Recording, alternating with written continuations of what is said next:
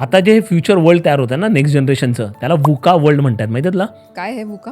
वुका म्हणजे VUCA, म्हणजे अच्छा. व्ही म्हणजे व्होलाटाईल, यू म्हणजे अनसर्टन, सी म्हणजे कॉम्प्लेक्स आणि ए म्हणजे ॲम्बिग्युअस. म्हणजे थोडक्यात काय की अनिश्चित, अस्थिर अशा प्रकारच्या वातावरणासाठी आपण मुलांना तयार करायला पाहिजे. वा.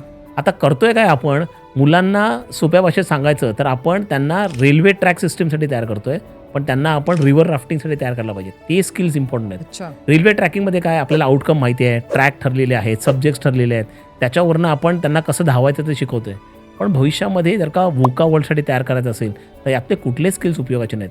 त्यांना रिव्हर राफ्टिंग म्हणजे अनिश्चितता, कारण कशा प्रकारच्या लाटा येतील, त्याच्यामध्ये कसं बॅलन्स करायचं, कसं प्रत्येक वेळी आपण चेंज करत जायचं, त्या चेंजला कसं ॲडॉप्ट करायचं, ह्या सगळ्या स्किल्स त्यांना शिकवणं गरजेचं आहे. खरंय. पालक म्हणून तुम्ही मुलांना रेल्वे ट्रॅकवरती तयार करताय का रिव्हर राफ्टिंगसाठी तयार करताय, ते प्रकारचे स्किल्स देत आहेत. ह्याच्यावरनं भविष्यामध्ये ते किती सक्सेसफुल होतील हे ठरणार आहे.